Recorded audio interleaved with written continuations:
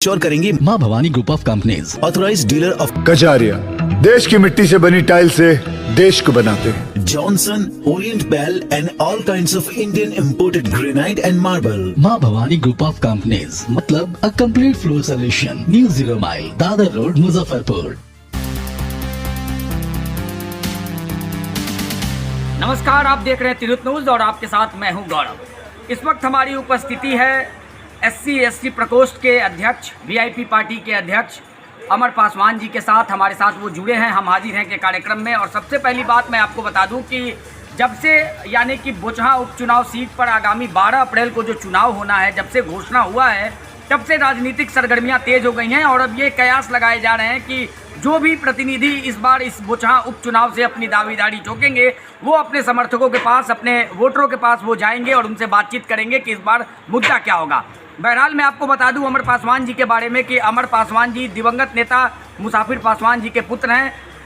कारणवश उनका देहांत हो गया था, जिसके कारण से ये सीट खाली पड़ा है, जहां उपचुनाव होने हैं और उपचुनाव के तारीखों का भी ऐलान हो गया है। आगामी 12 अप्रैल को इसका चुनाव होना है। अमर पासवान जी, सबसे पहले तो तिरुत न्यूज़ में जुड़ने के लिए आपका बहुत बहुत स्वागत है। बहुत बहुत धन्यवाद तिरुत न्यूज़ का। सर, आज होली मिलन समारोह हुआ था। होली मिलन समारोह में तमाम गणमान्य लोग आए। जैसे अगर हम बात करें तो MLC, जो वर्तमान MLC है दिनेश सिंह, भी आज शिरकत करने के लिए आए। और आगामी 12 तारीख को, अप्रैल को चुनाव भी होना है बोचहा उपचुनाव सीट पर। तो सर क्या बताएंगे सर इस बात?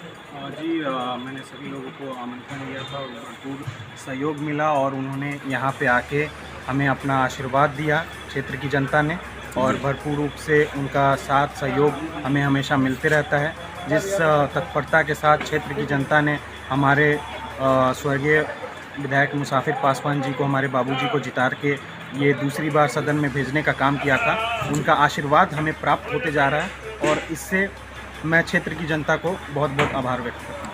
सर, बोचहा सीट पर उपचुनाव होना है और उपचुनाव जैसे ही होने हैं तो सरगर्मियां काफ़ी तेज हैं, जहां एक तरफ भारतीय जनता पार्टी भी इस सीट पर दावेदारी ठोक रही है, वहीं दूसरी तरफ अगर हम बात करें तो निश्चित तौर पर एक सीट, अगर एक कैंडिडेट के नाते आपका तो खैर फर्ज बनता है कि आप इस सीट पर चुनाव लड़ेंगे। तो सर क्या कहना, भाजपा अगर चुनाव लड़ती है तो इससे कितना नुकसान आपकी पार्टी को होगा या आपको होगा?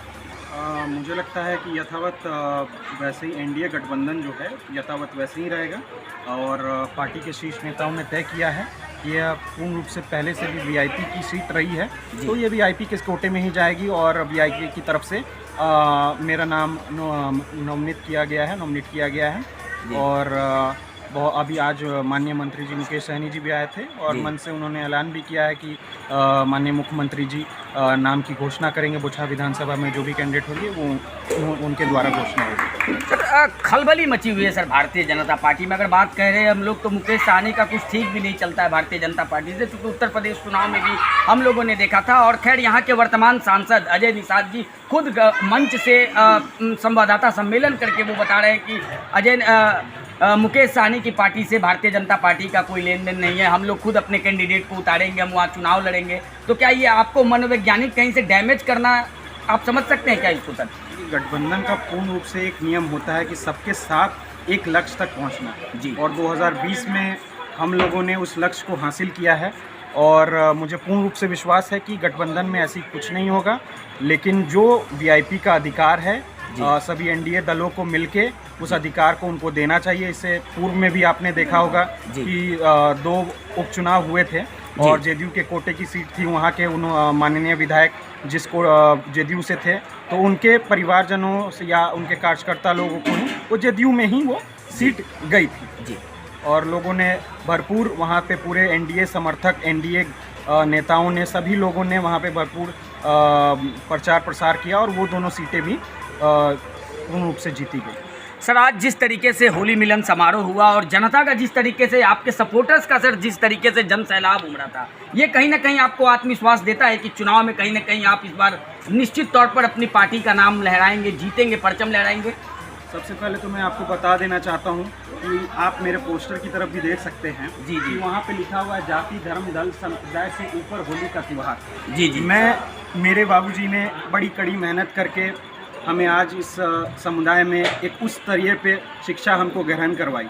उन्होंने कभी भी जात पात की धर्म राजनीति नहीं की और उसी क्रम में हमें भी इस चीज़ में इस सब चीज़ों के ऊपर हमें रखा गया। और मैं ना ही कोई जाति धर्म की बातें करता हूँ, मैं सिर्फ और सिर्फ विकास की बात करता हूँ। और मैं आपको बता देना चाहूँगा कि क्षेत्र की जनता, मैं उनके लिए तत्पर रहता हूँ। सुबह शाम रात दिन मैं उनके प्रति काम के लिए समर्पित रहता हूँ। और जब भी वो अमर पासवान जी को खोजेंगे, अमर पासवान को खोजेंगे, तो मैं उनके सामने पूर्ण रूप से उपस्थित रहूँगा। सर समय काफ़ी कम बचा हुआ। अगर हम लोग बात करें तो 12 तारीख को जो है सर इसका मतदान होना है इस सीट का, तो और अब नॉमिनेशन के लिए भी काफ़ी ज़्यादा समय नहीं बच पाया है। तो जिस तरीके से क्षेत्र में आप जनता के साथ जा रहे हैं, जनता से आप 1 to 1 कर रहे हैं, तो जनता के बीच में किस तरीके का माहौल बना हुआ है, ये तो खैर आप सर निश्चित तौर पर हमारे चैनल के माध्यम से सर आप बता सकते हैं। ज़रूर मैं बताना चाहूँगा कि एक वाक़या है, ज़रूर आप लोग के जहन में भी रहेगा। और कभी भी आप पंचायत चुनाव लड़ते हैं या कोई भी चुनाव लड़ते हैं, तो उस समय आप लोग के बीच में कभी ना कभी बात ये उठती ज़रूर है कि कोई नया चेहरा आए, कोई युवा चेहरा आए, कोई कर्मठ लोग आए, कोई राजनीति को समझने वाले सेवा भाव से कोई समाज सेवी आए। तो उस क्रम में आज मैं हर परिस्थितियों में शिक्षित हूँ, ऊर्जावान हूँ, नौजवान हूँ और लोगों के प्रति समर्पित हूँ। मैं इस क्षेत्र की जनता को यह आपके न्यूज़ के माध्यम से बताना चाहूँगा कि मैं उनके हर काम में तत्परता से आगे रखूँगा और उन्हें अपने से आगे रखकर उनका काम करूँ। सर कहा जाता है कि जैसे हम लोग पिछले चुनाव की अगर बात करें तो जब आपके दिवंगत पिता जब चुनाव लड़े थे मुसाफिर पासवान जी, तो निश्चित तौर पर कहीं ना कहीं ये जरूर था कि मुस्लिम वोट जो था सर 50% आपके पिताजी के साथ था। यानी कि कहीं ना कहीं लोगों के मन में एक विश्वास था कि हमारे जो नेता हैं सबको एक साथ लेकर के चलेंगे, कंधे से कंधा मिला करके चलेंगे। अब आप चुनाव मैदान में उतरेंगे तो क्या लगता है आपको, जो मुस्लिम वोटर्स हैं उनको आप किस तरीके से अपने साथ लाने का काम करेंगे? देखिए, मेरे बाबूजी सर्वदलीय सभी के साथ मिलनसार उनका व्यवहार रहता जी।